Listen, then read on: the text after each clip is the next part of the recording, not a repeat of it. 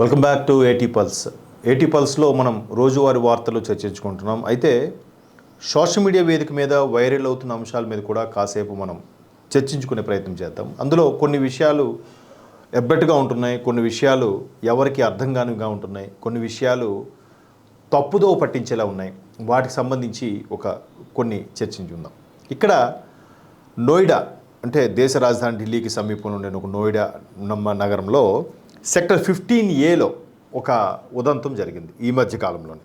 So అంటే మొన్న రీసెంట్గా ఫిబ్రవరి మంత్ ఎండింగ్లో, అంటే ఇవాళ మార్చ్ 3. సో 27, 28 ఆ టైంలో జరిగిన ఘటన. అక్కడికి కొంతమంది ఆ సెక్టర్ 15లో హిందూ దేవాలయం కోసం, స్థలం కోసం ప్రభుత్వానికి విజ్ఞప్తి చేసుకుంటున్నారు. వాళ్ళు ఒక ధర్నా చేస్తున్నారు.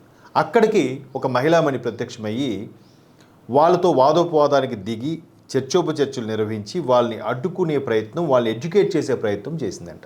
ఆ మహిళామణి ఎవరో కాదు, అర్ఫా ఖానుం. సో ఆమె అక్కడికి వచ్చి, ఏంటిది మీరు 90% హిందువులు ఉన్నారు కదా, మీకెందుకు దేవాలయం? ముందు 10%, 20% ఉండే వాళ్ళకి దేవాలయాలు కట్టించాలి కానీ, వాళ్ళకి ప్రాధాన్యత ఇవ్వాలి కానీ. చూడండి రివర్స్ గేర్. ఇదే వాళ్ళ కంట్రీస్లో, మిగతా కంట్రీస్లో ఎవరు ఎక్కువ ఉంటే వాళ్ళు మతపరమైన రాజ్యంగా డిక్లేర్ చేసేవచ్చు. కానీ ఇక్కడ 90% హిందువులు ఉంటే మాత్రం లౌకికపరమైన రాజ్యం. ఇంకో పెద్ద కామెడీ ఏంటంటే, చాలామందికి నేను చెప్పే మాట నచ్చకపోవచ్చు కానీ ఒకటి వాస్తవం. చాలామంది హిందీలో మాట్లాడుతుంటారు. మీరు అబ్జర్వ్ చేస్తే హిందీ నేషనల్ లాంగ్వేజ్ కదా అంటారు. ఎవరు చెప్పారు? ఎక్కడ డిక్లేర్ చేయబడింది national language? No, Hindi is an official language. Official language మాత్రమే, అంటే which is communicated between capital and states. దేశ రాజధానికి రాష్ట్రాలకి మధ్య ఒక అనుసంధానంగా ఉండే ఒక భాష కావాలి కాబట్టి దాని హిందీని అఫీషియల్గా పెట్టారు తప్ప నేషనల్ లాంగ్వేజ్ కాదు. భారతదేశానికి జాతీయ భాష అంటూ లేదు. ఇది గుర్తించాలి ప్రతి ఒక్కడు. మన దగ్గర నుంచి సౌత్ నుంచి ఎవరైనా ఇంటర్వ్యూస్కి వెళ్ళినప్పుడు కూడా మనం మాట్లాడితే your language relate to your mother tongue అంటాడు. ఎవరికైనా వాడి మాతృభాష, ఆడు మాట్లాడే యాక్సెంట్లో అది పలుకుతుంది. పలకకపోతే అది మాతృభాషే, వాడు ఆ దేశానికి, ఆ రాష్ట్రానికి చెందినవాడే కాదు అన్నట్టు.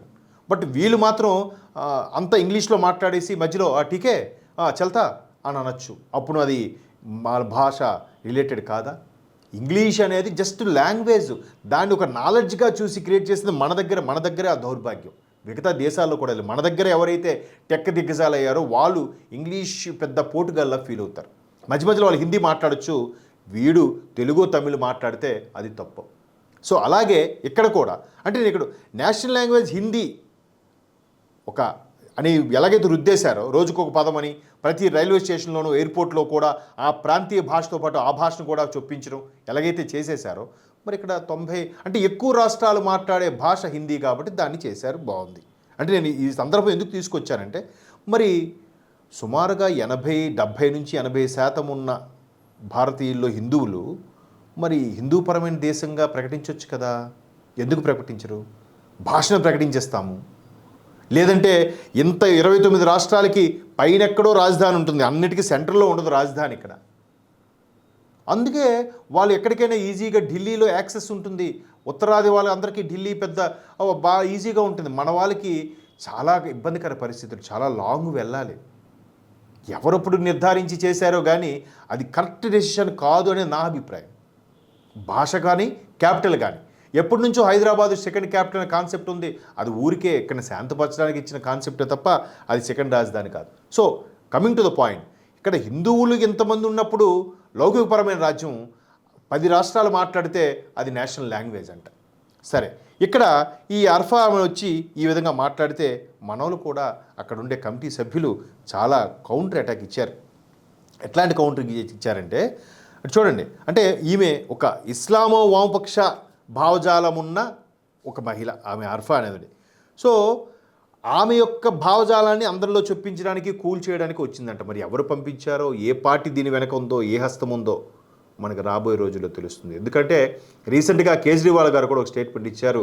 భారత జనతా పార్టీకి, భారతదేశానికి పట్టిన కళంకం పోతుంది, ఇకపై అది ఇబ్బందికర పరిస్థితులు వస్తాయి బీజేపీ కూడా జైలుకి వెళ్ళి వచ్చిన ముఖ్యమంత్రి హోదాలో ఉండి అరెస్ట్ అయ్యి వచ్చిన వ్యక్తి ఈ విధమైన కామెంట్స్ చేశారు. అయితే ఆలయం నిర్మించడానికి డిమాండ్ చేస్తుంటే ఈమె వచ్చేట ది వైర్ అనే సంస్థకు చెందిన ఈ ఖానుమ్ అనే వచ్చి హిందూ మెజార్టీ వాదం ఉంది కాబట్టి ఎందుకు మీకు అవసరం లేదు, మీకు ఎక్కడికి వెళ్ళిన దేవాలు ఉంటే తక్కువ పర్సంటేజ్ ఉన్న వాళ్ళకే కావాలని చెప్పించే ప్రయత్నం చేసిందంట. అప్పుడు వెంటనే మహిళలు కూడా ఆమెకి ఏమని అడిగారంటే 90% హిందువులు కాకుండా ఒక 10% మిగతా మతం వాళ్ళు ఉన్నారు అనుకుందాం, అంటే వారికి ఒక చిన్న టెంపులో ఇంకేదో మసీదో అది మాస్కో చర్చో కడితే వాళ్ళ కోసం కట్టగలేంది 90% ఉండే మాకు కట్టే హక్కు లేదా, అడిగే హక్కు లేదా అని ప్రశ్నించారంట.